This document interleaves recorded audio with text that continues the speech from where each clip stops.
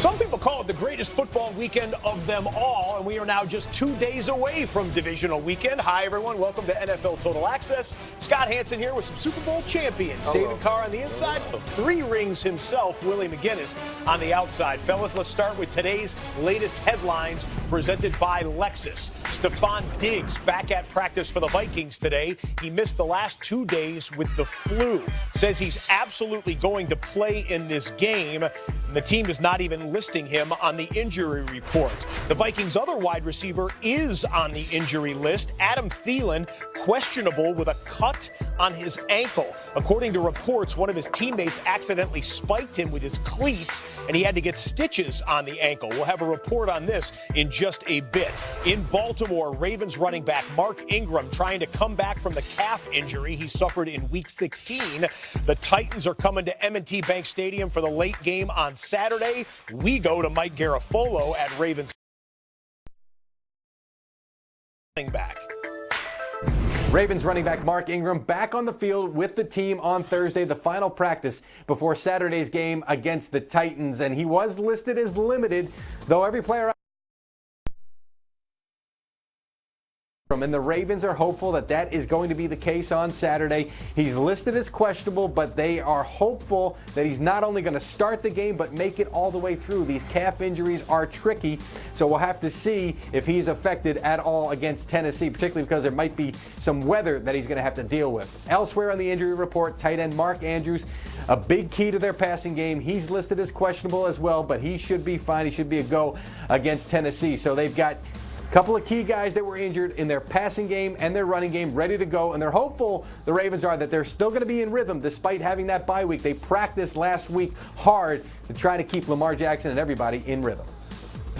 Mike, thanks much. Doesn't sound like he's going to miss the game, but it also doesn't sound like he's going to be exactly 100%. What would be your concern for Mark Ingram and the Ravens offense if that's the case? Well, honestly, I think from a schematic standpoint, I don't know that it necessarily makes a huge difference. I think that a lot of times you just see Gus Edwards and Justice Hill running downhill, and they're involved in that zone read or read option with Lamar, and they're trying to get on the perimeter of the defense. That inside zone run or inside dive action is pretty standard, and I think most guys can do that effectively. I think I'll just kind of echo what Greg Roman said. He feels pretty confident that no matter who's out there, they'll be able to go out and run their offense. So I think schematically, they'll be good. Now, everything else is kind of different. Yeah, and they got 3 viable backs that can do it, but I would say Mark Ingram is like the motor. He's like the engine that gets everybody going. He is one of the best downhill runners. He understands the scheme, but he brings that energy on the sideline. Yeah. He's the guy that gets everybody pumped up. He kind of loosens the mood. Mr. Big Trust. Mr. Big Trust and all that. He's having fun out there.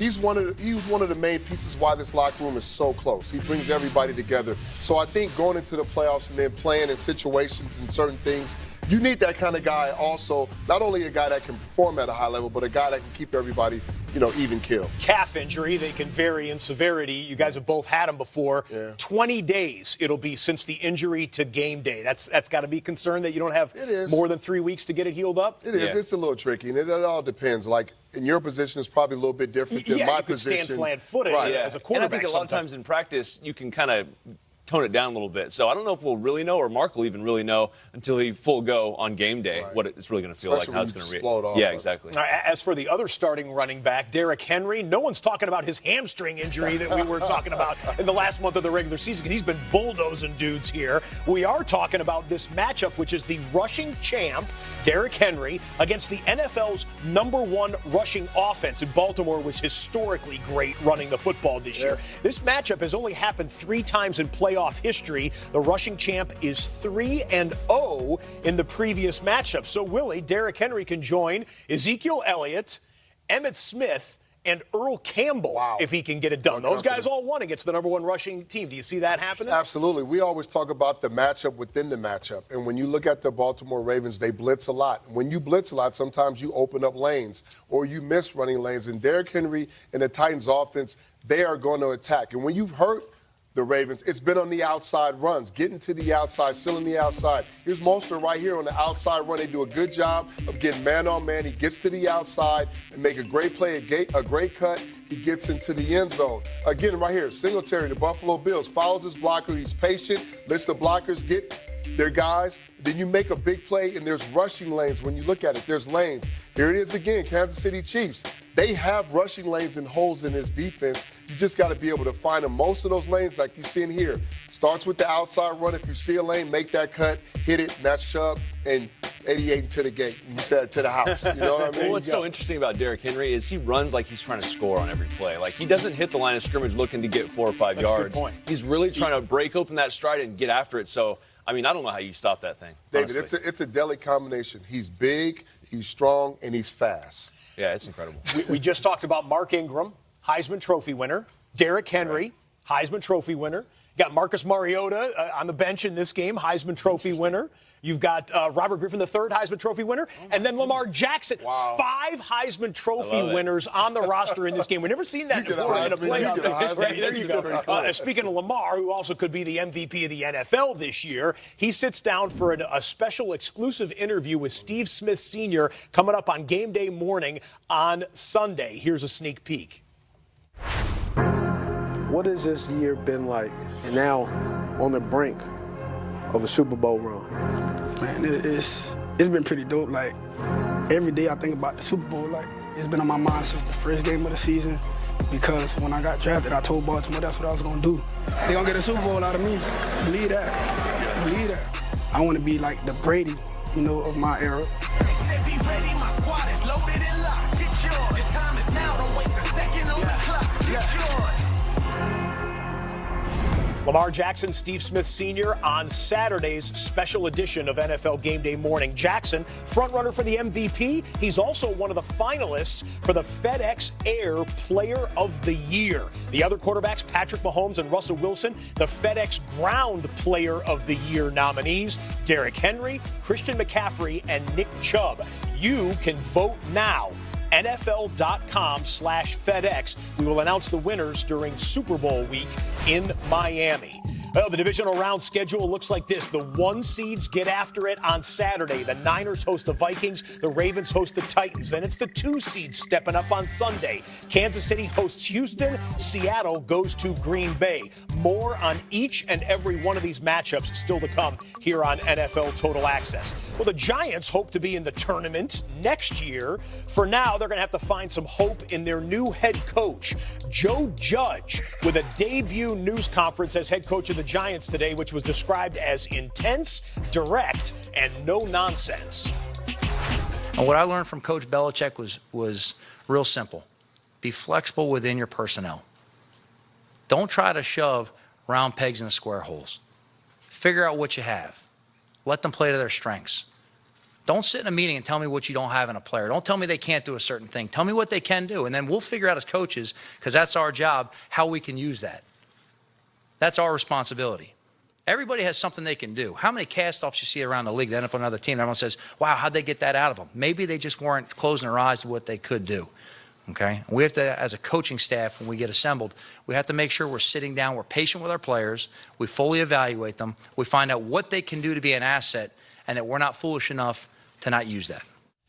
All right, now I know some people said Joe Judge who when he was hired and stuff. Look what the Giants tweeted out. They want you to know who he has been brushing up elbows against in his coaching career. Coached under Belichick, obviously, these last few years, and he was once with Nick Saban as well.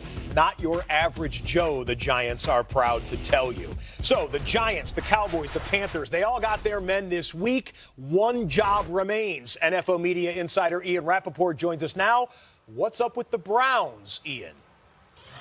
Now, the Cleveland Browns, who, of course, still have the only opening in the NFL, are continuing their search process, winding to a close, but they are in Minnesota as we speak. Speaking of Vikings offensive coordinator Kevin Stefanski, if that name sounds familiar as it relates to Brown searches, it should. He was a finalist last year. They nearly hired him before some forces got involved, including owner Jimmy Haslam, and they ended up with Freddie Kitchens. They like Stefanski a lot, certainly has a more than legitimate chance to get this job, and obviously they talked to Jim Schwartz, the Eagles' defensive coordinator. That was yesterday.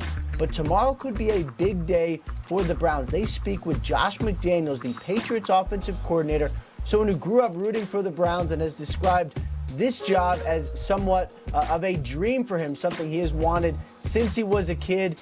Remember, he interviewed with them in the past, obviously made a really positive impression.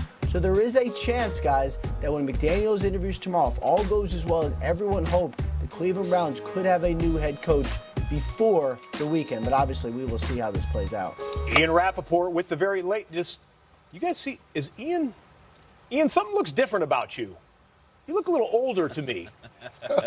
Happy 40th birthday, Ian Rappaport. We love you, the best NFL insider in the business. Birthday, buddy. Ian Rappaport, happy 40th birthday. The guys are going to sing during the commercial break to you here. All right. Oh, and the crew's giving you some applause here in the studio, if you can hear that. Happy birthday, bud. All right, on Wednesday, a special blue ribbon panel met at the Pro Football Hall of Fame in Canton to select a 15-person centennial slate for the class of 2020. This is the first time any member of the Pro Football Hall of Fame was elected during a selection meeting held at the hall in Canton. The centennial slate will be announced live on Good Morning Football next Wednesday. That's January 15th, beginning